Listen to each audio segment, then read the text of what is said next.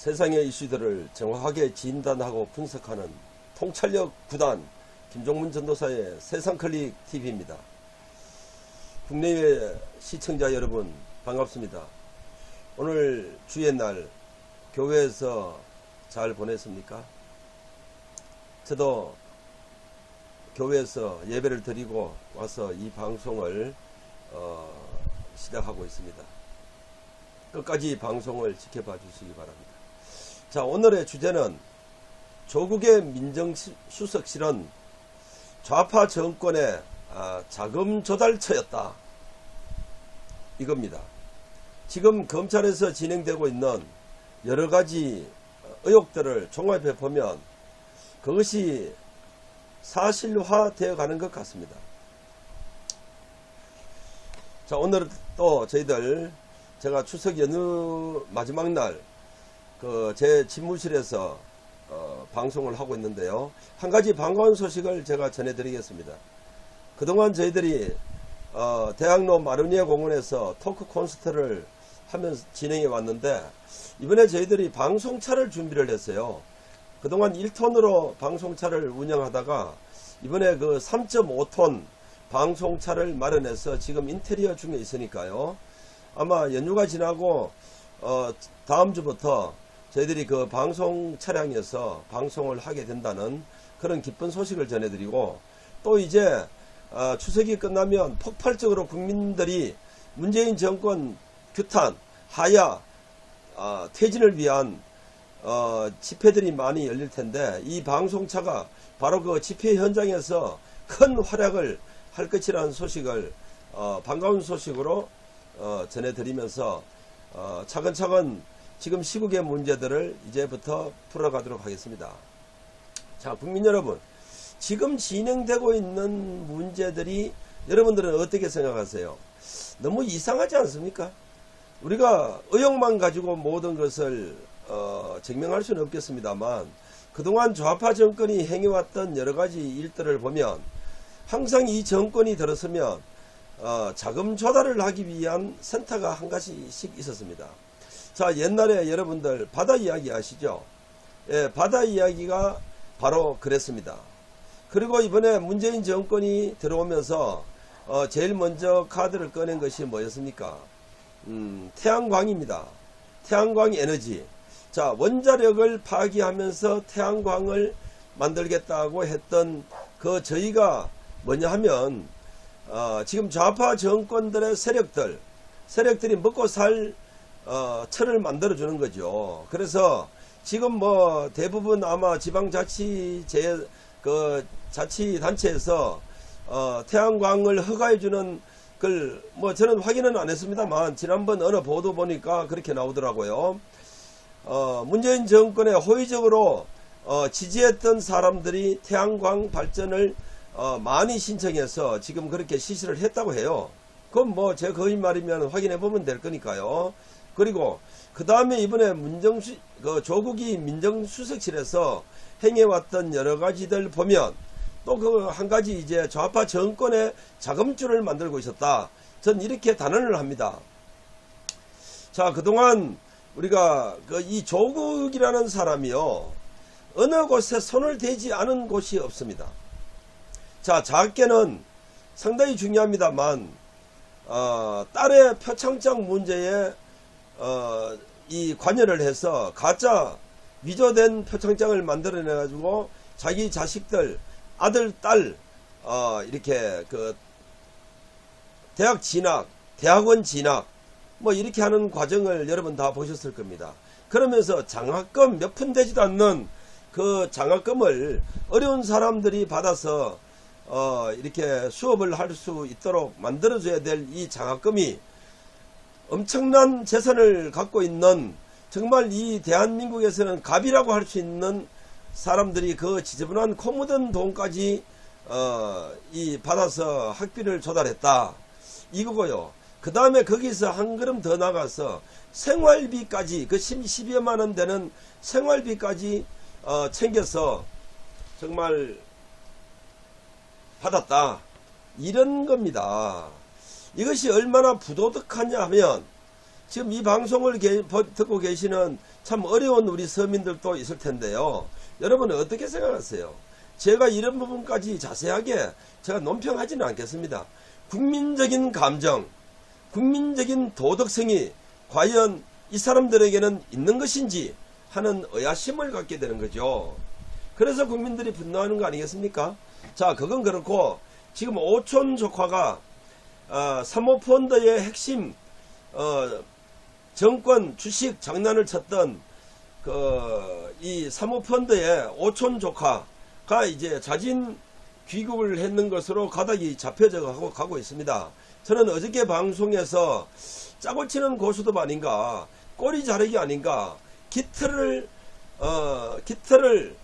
만들어내는 수사 아닌가, 이렇게 의심을 하고 지금도 제가 있습니다만, 지금 가닥이 잡혀가는 걸 보면 자진 귀국을 해서 그동안 여러가지 그 펀드사에 관계된 대표들이 나와서 했던 녹취록이나 이런 거 있지 않습니까? 그것을 보고 도저히 이래서는 안 되겠다는 판단이 섰던 것 같죠. 아무리 오촌간이고 형제간이라 하더라도 또 나름대로 자기가 부양하는 가족들이 있지 않겠습니까? 그래서 자진 귀국을 해서 체포됐다. 아마 제대로 밝혀질 것이다. 그리고 밝히지 않는다 하더라도, 꼬리 자르기를 한다 하더라도 대한민국의 검찰이, 특수부 검찰들이 그냥 있는 게 아니죠. 전문가들 아니겠습니까? 저는 틀림없이 밝혀질 거라고 믿는데요. 그건 검찰의 입장으로 저는 지켜볼 것이고, 그 다음에 민정수석실에서 했던 이 사모펀드에 펀드를 투자를 하면서 뭐 그 금액이나 이런 것도 이치에 맞지 않는 투자를 했다는 거 국민 여러분 다 알고 있지 않습니까? 그런데 의혹이 가는 부분들이 무수히 많습니다. 자, 펀드에 투자했던 그 회사, 코링크라 했나요? 이런 회사들이 상장도 되지 않는 시점에 투자를 하고, 또 얼마 있다가 상장이 되고, 그리고 정부 기관에서는 문재인을 얘기하는 겁니다. 문재인이 그에 대해서 신호등 문제라든지 가로등 문제, 이런 문제를 발표를 해요. 정책을 발표하는 겁니다. 자, 이런 것들이요, 과연 작업 없이 된다라고 여러분 믿습니까? 저는 충분히 작업이 됐다라고 보고 있고요. 또 정부 기관에 있는 이 사람이 정보를 제공하고 있었다. 저는 그렇게 보는 겁니다. 그래서 저는 그것이 조국이다. 그리고 조국 뒤에는 문재인이가 있다. 그리고 좌파 세력들이 바로 자금을 만들기 위한 창구로 민정수석실을 이용했다, 활용했다, 이렇게 봅니다. 자, 민정수석실이라고 하면 어떤 역할을 해야 되는지 국민 여러분 잘 알고 계시죠? 인사 문제를 여기서 총괄하고 있고요. 비리 문제를, 권력 비리 문제를 여기서 다 관리를 하고 감독을 하고 수사를 하고 의뢰를 하고 감찰을 해야 될 그런 입장에 있는 민정수석실, 정말 대단한 권력을 갖고 있는 곳이죠. 이 권력기관이 자금을 만들기 위한 창구로 이용됐다면 시청자 여러분들은 어떻게 생각하고 계십니까? 저는 그것이 틀림없이 그렇게 밝혀질 것이라고 봅니다. 저는 의혹에 불과한 일이지만 지금 가닥이 잡혀가는 것을 보면 그렇게 가고 있고요. 그리고 여기는 버닝썬 여러분 알고 계시죠? 왜 버닝썬 이 문제가, 연예인의 문제가 이렇게 시끄럽게 길게 수사의 도마성상에 오르고 재판에 오르내리는 것이 매스컴을 타고 그렇게 긴 시간 동안 이슈가 되어 왔는지 이제 서서히 밝혀지지 않습니까? 지난번에 국회 어느 질문에서 이런 얘기가 나왔잖아요. 버닝썬 문제를 거론이 되었고, 그 다음에 이번에 조국의 사모펀드가 터지는 것과 연장선상이 있다고 저는 보는 겁니다. 이 좌파 세력들의 특징이 뭐냐면 같이 먹고 살아요. 어떤 일이 벌어지면 같이 먹고 살면서 연결고리가 다 되고 있다는 거죠. 그래서 어느 곳 하나 연결되지 않은 곳이 없을 것이다. 그리고 막바지에는 청와대까지 연결이 되어 있을 것이다. 그리고 청와대라면 누굽니까? 문재인이까지 연결되어 있을 것이라고 저는 확신을 합니다. 물론 지금은 의혹 수준이기 때문에 검찰의 조사를 끝까지 우리가 수사를 지켜봐야 될 입장이지만, 그것이 아마도 100% 밝혀지기에는 수사력의 한계도 올 수 있다. 저는 이렇게 보고 있는 겁니다. 그래서 이번에 조국의 문제는 조국의 단순한 비리 문제, 여기서 그칠 일이 아니라고 저는 확신을 하고 분석을 내놓습니다. 국민 여러분, 우리가 이제 관전 포인트로 잡아야 될 이 좌파 정권인 조국 임명으로 인해서 벌어지고 있는 여러가지 일들, 관전 포인트를, 키포인트를 거기 잡아주시기 바랍니다. 이렇게 잡아보시면 이 좌파 정권이 얼마나 문제가 많고 비리를 저지르는 세력들인지를 알 수가 있을 겁니다. 우리가 DJ 정권 때도 봤고요. 그 다음에 노무현 정권 때도 봤고, 이번에 세 번째 이제 문재인 정권까지 봅니다. DJ 정권 때는요, 벤처기업 아닙니까? 이 벤처기업으로 인해서 좌파를 지지했던 사람들이 벤처기업에 국가 돈을 받고요. 국가 돈을 받고 벤처기업 제대로 된 기업들이 어디 있는 거 맞습니까? 저는 그 당시에 서울시 의원을 할 텐데 이 부분을 강력하게 제가 주장을 했던 바 있습니다. 또 저희들 소관 부서였기 때문에 제가 속속들이 다 파봤는데요. 거의 다가 80% 이상이 정부 돈을 받아먹고는 문을 닫아버리는 것이 벤처기업이었습니다. 그리고 노무현 정권 때는 다시 제가 말씀드립니다만 바다 이야기가 어디로 가버렸습니까?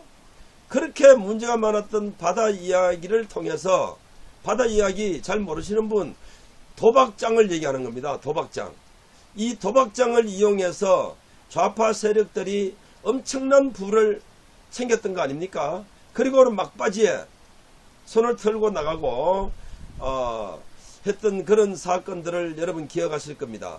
그리고 이번에 다시 제가 언급합니다만 태양광 에너지가 바로 그런 것입니다. 자, 결론적으로 저는 조국의 민정수석실은 좌파 세력들의 자금 창구였다.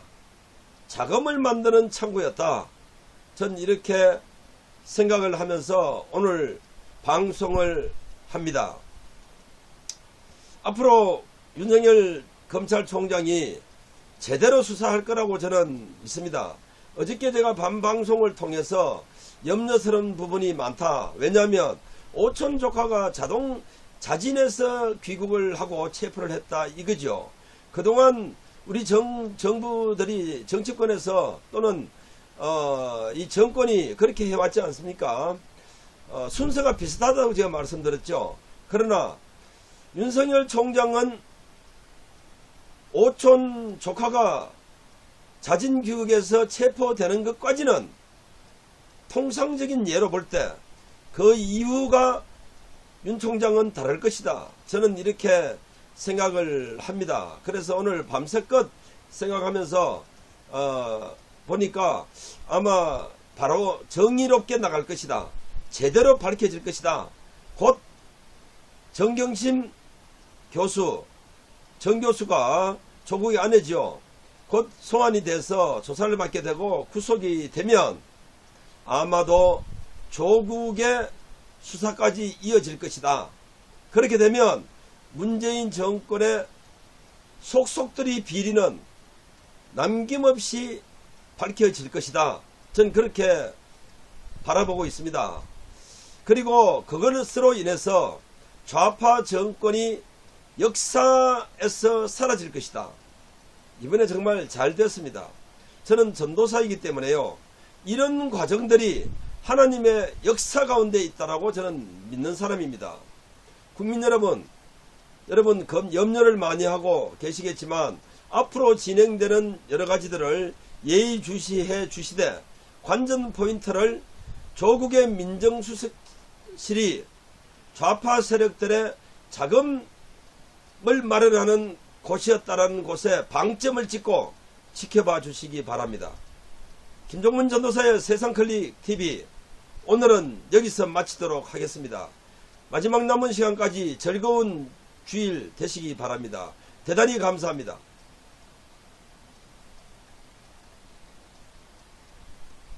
윤부장 그렇게 해줘.